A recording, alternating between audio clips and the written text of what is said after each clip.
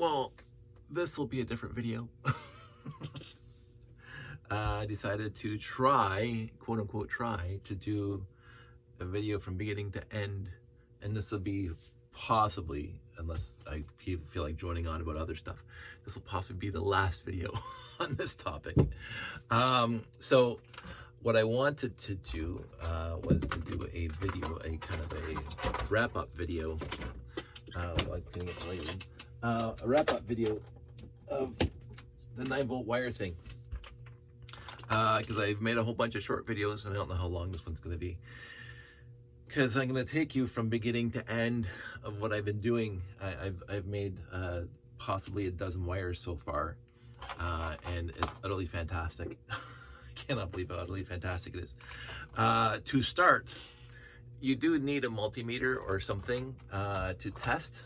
I'm finding out that sometimes either when I clip the end back on, you saw in the previous videos, and I'll explain it again while I'm doing it, when you clip the ends back on, either the wire doesn't get connected to the little pieces of steel that cut through the rubber, or it shorts across both wires. So you need to be able to test that. You can come up with something like with a light and a battery, which what I would do in the past if I didn't have a multimeter. When I was doing all my old work on my old, before RCXs and all that stuff, when I was playing around with electronics, I would just come up with a 9-volt battery and a flashlight light and wires to test for throughput or connectivity. What I also did is I created templates, jigs, for the various sizes of wire. Now, obviously, I didn't create one for the monorail, because I think I have one in here. I should have, there it is. I didn't create one for this yet because it is shorter than the rest of them. It looks like it's 1, 2, 3, 4, 5, 6, 7, 8, 9, 10, 11, 12. So I can probably come up with that pretty quick.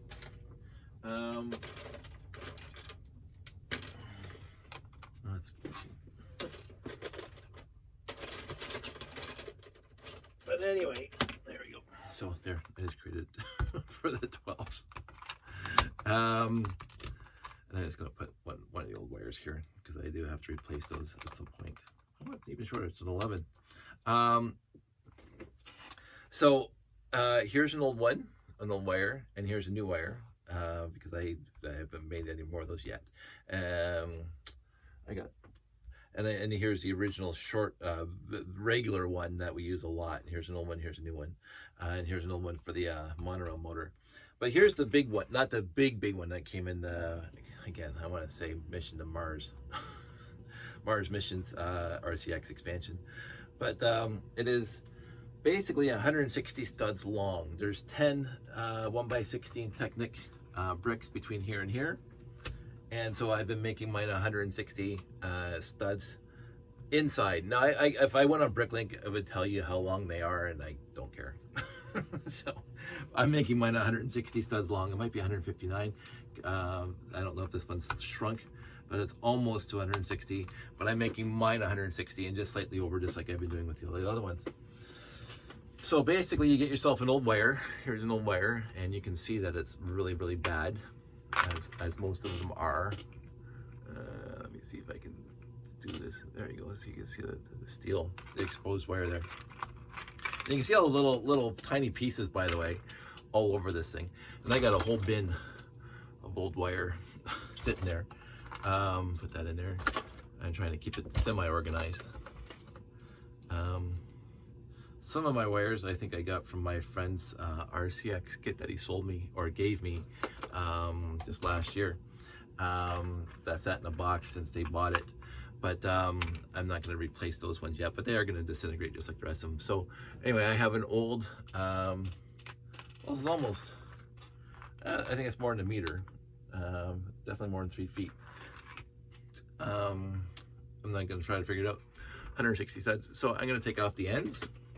So I just got this thing here, and I'm going to take off the ends, and you can watch. And sorry for me not doing this, zooming in and stuff.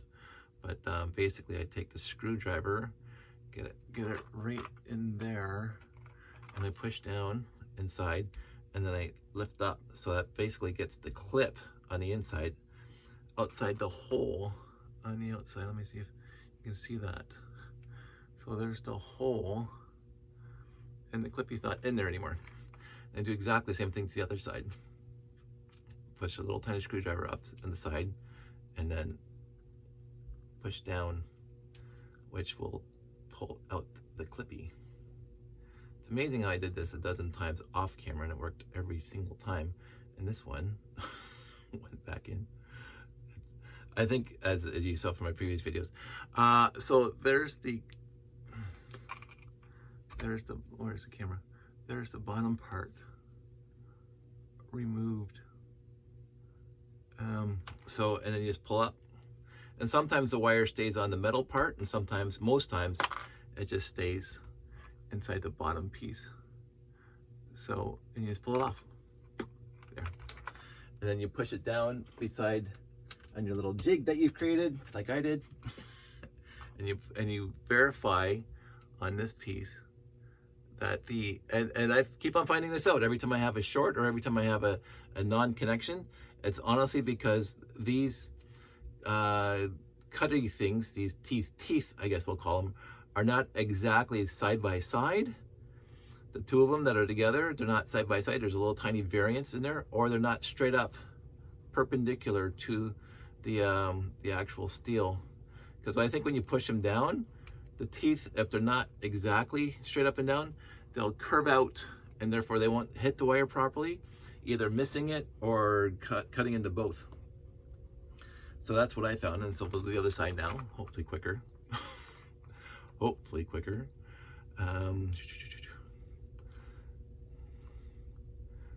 I do find, and I keep on making the mistake, that you hold the edges, the sides, so you're not pushing it on the bottom when you're trying to pull out the bottom. So I've done that a few times.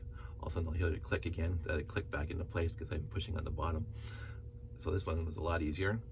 So it's apart, and sometimes I just do this, and I do this with my screwdriver, and I push it out like that.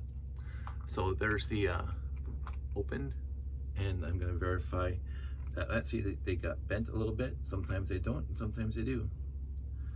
I don't know if it's something I'm doing or if it's something that was original. 50% of the time, one of the pins is usually off.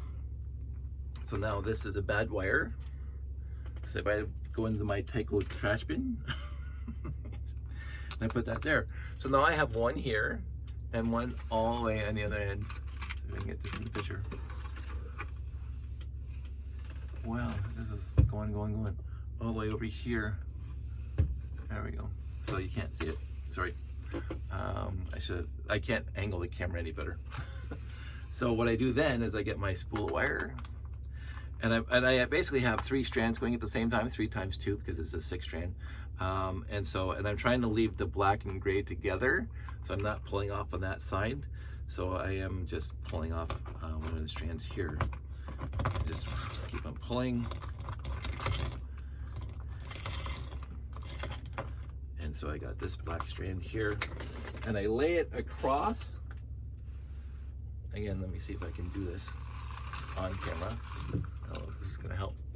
I lay it, well, I'll show you the other side because I don't think you guys are seeing this. I lay it across the void. There's a little trench in the bottom piece of the actual 9-volt connector. There's a void, there's a trench, and then there's a hole right in the middle that you push the wire down into, which helps lock the wire into place. But you do want to, and I'll show you on that side, but you do want to make sure you have enough on the other side, not this side, but the other side. I'll show you when I get to that side. And you also want to make sure the wire is not twisted in any way, so that's why I'm using these base plates, because you can push the wire right into the base plates. They go across to the other side. So the left will be one wire and the right will be the other wire when you're done. I also found, and again, you can't see it now, but I'll do it when I get over there. So I'll get this done quickly on this side because this has to be done first. Okay. So on this side, we'll get this side back into view so you can see it. There it is. So basically, you bring the wire all the way across without it twisting. or corkscrewing or whatever, and then you get it over here, all the way over here to this side. And what I've been doing is I make sure there's a little slack in the wire, because there was in the old ones. They're not exactly 160 studs. So there's a little tiny bit of slack, but it's not 161 studs. So just a little bit of slack, and then I hold it on this side, on the wire side, where you want the wire to stay, and I push this into the hole, because it's gonna grab the slack to go into the hole from the other side, the side that you're gonna cut. So now it's in the hole, and some people, I remember this from before, some people will cut the wire before they do this. I'm finding scissors. Really? I cleaned up for the video and I hid my scissors. Oh, never mind, right there. and I cut a little bit of an angle here. And so now the exposed ends are on that side, obviously. You got the two wires sitting here that have been cut.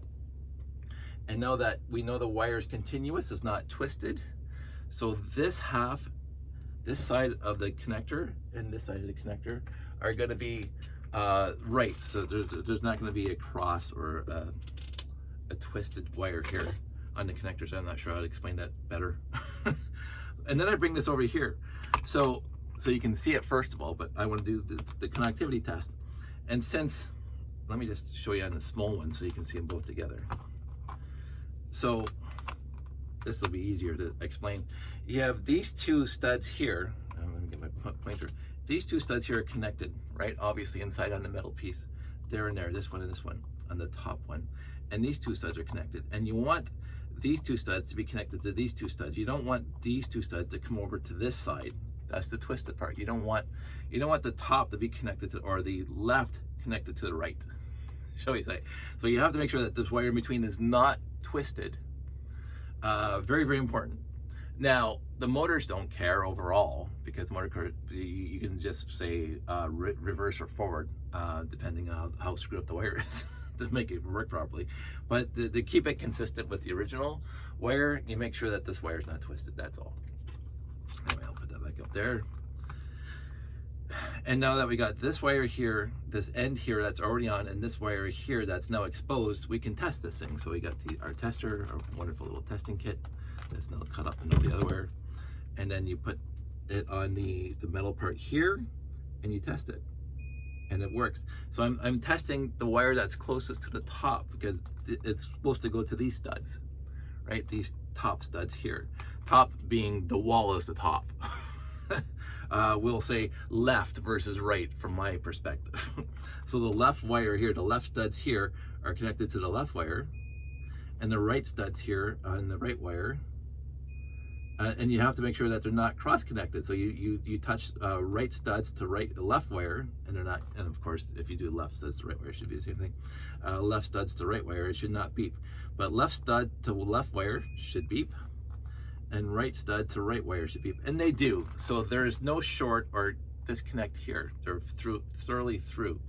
The connectors are being made. The connection's been made. And so then I get this piece, and what I was trying to say over there where you didn't see it, is when you put this piece down, I'm finding, so of course there's the notch. There's the notch where the wire comes out, right? There's the void where the wire comes out. Do not put that side down first. Put the flat side. I kind of like put a bit of an angle, and then I push down, and then click, right? I don't know if that helps, but I notice every time I do that, almost every time I do that, I have less shorts or less disconnects. And I flip it over, and I push down here, push down there, there and there. And now the bottom's on perfect. Bottom's on perfect. And then what I do, because this is the easiest test, is I flip them both over and I hold them together again. So left is left and right is right. So you get your testers. I'll do it this way because I can hold it with one hand. So left has to touch left, and they do on the inside, and right has to connect to right on the inside. But right cannot connect to left on the inside, and left obviously it would not be connected to right. So this is a complete wire. How long did it take me, besides me yammering about it? How long did that take me? Not long at all. I mean, we're 14 minutes into this video, obviously. Without me talking, not 5 minutes. not 5 minutes to create a wire.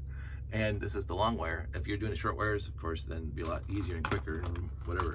But I am finding that the jig is very, very helpful. The tester is very, very helpful.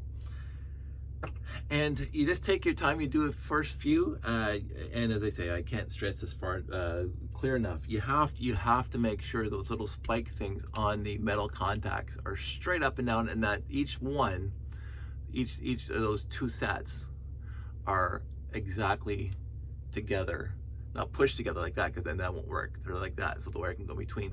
But if one's off like that, it won't work. I keep on finding that out. It will not work at all. Either you'll get a short or you will get a disconnect.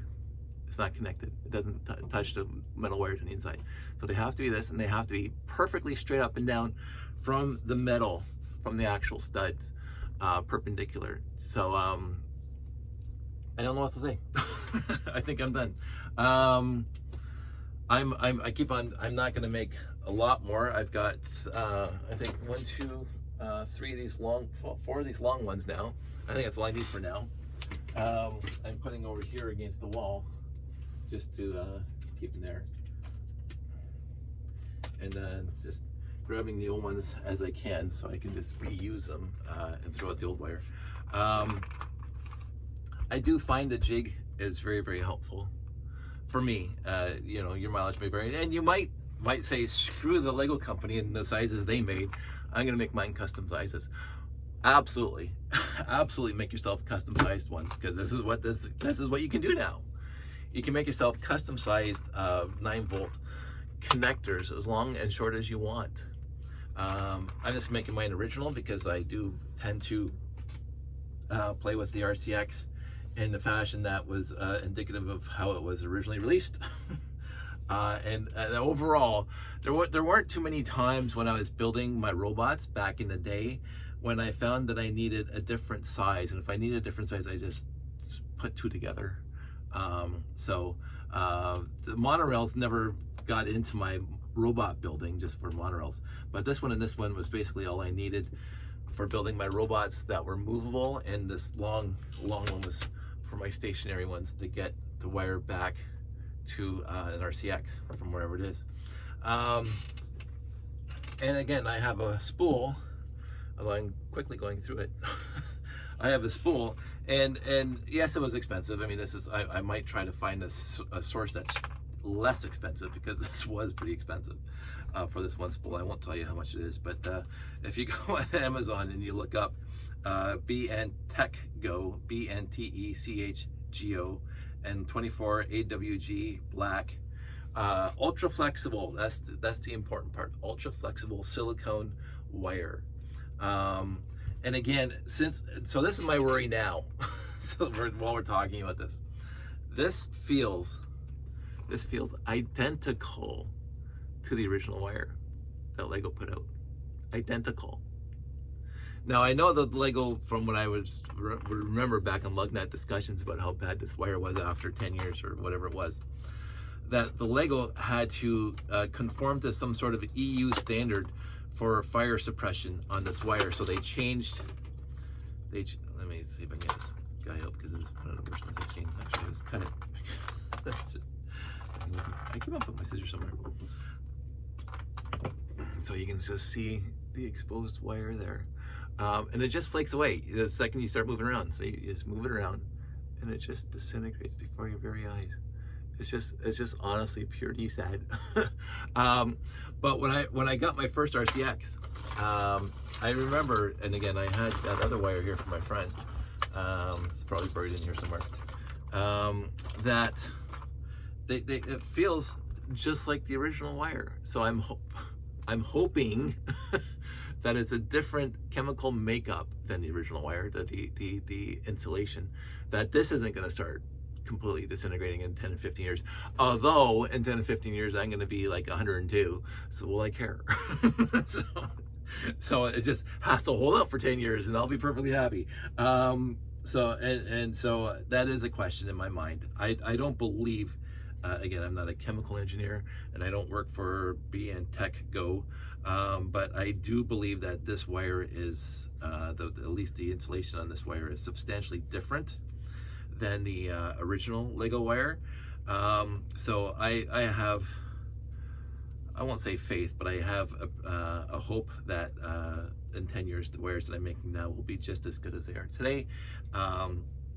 As I've mentioned in really old videos, I have 4.5 volt wire from the 70s here in my collection that I got when I was a kid, and from lots that I purchased when I was in my 80s, in the 1980s, that are perfectly perfect. And so you can run all the old 4.5 volt stuff. I would say, and I've mentioned this I think a few times, in the history of the Lego company, my biggest disappointment, period, and I don't think I have any bigger disappointment than this, is the sadness of my bin of 9 volt wires and sensors. Because I am old school. You can see that I like building old things and using older stuff. And when I was introduced to the RCX, my mind was blown. And yes, the NXT was fun, and I used it a little bit. And the EV3 is fun, and the boost is fun, and blah, blah, blah, and all the power functions and everything else like that. All the programmable stuff. Now you got the programs right on the computer and blah, blah, blah, and it's connected to Bluetooth, and you're having a great time with that. I agree with all that stuff, but I am stuck on the RCX. And it's not unwillingly stuck on the RCX. I mean, I can advance myself, but it's a nostalgia. It's just like Classic Space. It's a nostalgic thing. I really, and it's an ease thing. And I mentioned this before. The RCX and the peripherals, the motors, the sensors, everything else, fits utterly fantastically in Lego builds. You can't see it. My little space station that I've been showing off for the last little while. These things fit so well into a brick built anything.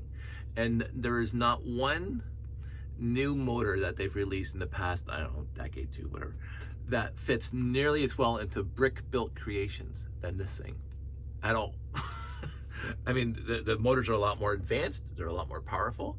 They're a lot more helpful. You got the servo motor, which I would love to build into things, but I did make a servo motor basically out of one of these once. There was so many posts on Blog that how to change one of these, build it into be a servo motor. That's what I did back in the day. And so I'm not faulting the new stuff. The new stuff is good for the new stuff. The studless, the different ways of building all the new stuff. I mean, I went in my little spiel about the Ferrari that I built out of Technic the other day. That's perfect for all the new motors. That's perfect for all the new controllers. That's perfect for all the new stuff. Even if for FLL, First Lego League, and all the robot competitions, the new stuff is better for all of that. But I'm not doing FLL, and I'm not doing new stuff. I'm doing old stuff. I'm doing brick-built classic space layouts. So it's easier for me to drop one of these motors into a classic space layout, which I've been doing since I've been building classic space. I even back in the day would just use a 4.5 volt motor, which I'm not going to pull out because it would take too much, because it had studs on top and studs on the bottom, and I could build that into anything. And this I could build into anything back in the day. This is not conducive. This is not good for building into new builds with studless stuff, all the Technic studless building techniques. This isn't going to work there at all. It really isn't. I mentioned this, and not to go off on this tangent because we're already 23 minutes into this. The one deficiency about this motor, and I talked about it before, is I wish I was on the design team who came up with it, even going back to the 4.5, but I don't think he could have done it on the 4.5 volt motor, because that just had the solid steel axle that went through the whole thing, and the coils and windings. But this thing, because I've taken one apart, has this entire front part area is all gearing to get this thing geared down from the actual coils in the back. This thing should have been an inverted axle hole, and not a one stud axle sticking out. It should have been an inverted axle hole into the housing, so you could put whatever length of axle you wanted on here. And some people say, well, you know, you just put an axle extender, an axle joiner on here. Yeah, but then you lose two studs, right? You lose two studs. You have to put your next 1x16 Technic plate or Technic beam or whatever out two studs from here just to compensate for the axle extender, the axle So it's the one deficiency I found with this motor, because after that they came out with that little 4x4x3 or whatever trans clear motor that did have the axle hole in it, and that was fantastic because then you can put whatever length axle you want coming out of the motor, including a 12 length axle. That was great. They didn't think about that when they built this motor. They could have done it because there's enough space inside here to have a one stud length axle hole inside here, is that you could put axles on, just put an axle into there. It's the one deficiency I found, besides the actual wires completely decomposing before your very eyes. But that didn't happen until 10 years after the fact. This, I don't know, I wish, this is sober second thought looking back on it, had I been at the design table, would I even thought about it back then? I don't know, but I do find, in a lot of my robot builds back in the day for RTL Toronto competitions, I wanted like a 3L axle here, and it wouldn't have happened because as soon as you put, or a 2L, because putting a Technic beam rate across the front would have helped me with a lot of builds. But you can't do that. You cannot put a Technic beam right on the front here, because I'll show you. Now you can't see the axle. So having the ability to put a 3L axle in here so it would stick up above one stud here, perfect. CLV, that's 20 plus years old. That's my little thing. I'm gonna build more wires now, but I'm not gonna make any more longer ones. I have 4 long ones over there already done. I don't think I need any more right now. I'm gonna make a whole bunch more of the short ones because I got touch sensors, and what I'm gonna do, probably not today, but maybe for the end of the weekend, is I'm going to fix a light sensor. I don't think I'm going to fix rotation sensors right now, because again, I have these 2 rotation sensors from a Dacta education set, and these 2 rotation sensors have the good wire on them, so I don't even have to worry about that. These wires are not going to disintegrate. So that's my rotation sensors. And I don't usually ever use more than 2 rotation sensors, although I do have like a dozen of them over there. But they are longer leads, but they're exactly the same functionality as the rotation sensors that came with the RCX expansions, whose wires are disintegrating. But I don't have a good light sensor at all anywhere, and I do not have a good rotation. I do not have a good temperature. Not that that matters too much, but I do not have a good rotation sensor. I keep on saying it. A temperature sensor anywhere. So I'm gonna do a couple light sensors and a couple rotation. What? I am going back to bed. A couple light sensors and a couple temperature sensors, and that means I have to get the soldering iron out. And I may start making a few more leads for the monorails, because of course I have monorails to take care of. So I might start doing that right now. So in the end, if I do a sensor, I will make a video about it and I will bring you guys in. I may do a train connector. I've already done my own train connector, and that's what I've been using for my layout. I only have 1 train track on my layout, but I want to try this again because, again, my friend over at BatteryPoweredBricks did this with the new wire, and I have not done this with the new wire, and I can't see it being any more complicated than what I'm doing here. But who knows? I might try that just to see if I can do it. So I might make videos about those, but for now, I think I've bored you guys enough. I really do think I've bored you guys enough with my my wiring, my fixing of Lego 9-volt wires, and this has got me a whole week of videos. I mean, they are all short videos except for this one, which is now 24 minutes. Holy crap, I gotta get better eyes. 29 minutes.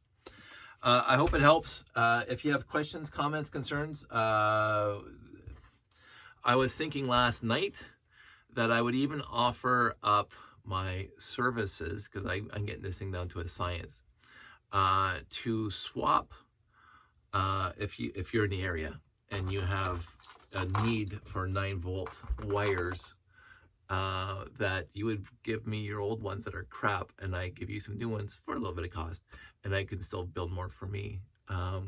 Because I am going to keep on doing this as long as I need to. I know I have some friends that are still building with RCXs and will need wire because, again, all their old wires are crap. And I think since I already got all the tools and the mechanisms and the know-how, I mean, they can do it themselves. I've shown you it's really easy to do. It's you have to know a little bit about electronics. You have to know a little bit about power, and you have to be a little on the idea that you don't want to twist the wire and make sure that the pins are straight and blah blah blah. So it's not rocket science. It's something anybody can do if they put their mind to it. But if you don't want to, sign me up. I'll do it for you. A little bit of cost, and I just want, in the end, you to give me the ends so I can keep on making my own, because I don't want to keep on going through my stash, although I do have plenty. I do have plenty. It's just, I used to cry when I saw this bin. I honestly did. I was like, no, no. But now I gotta fix it. And once again, I've overstayed my welcome. I feel like David Letterman sometimes. Once again, I've overstayed my welcome.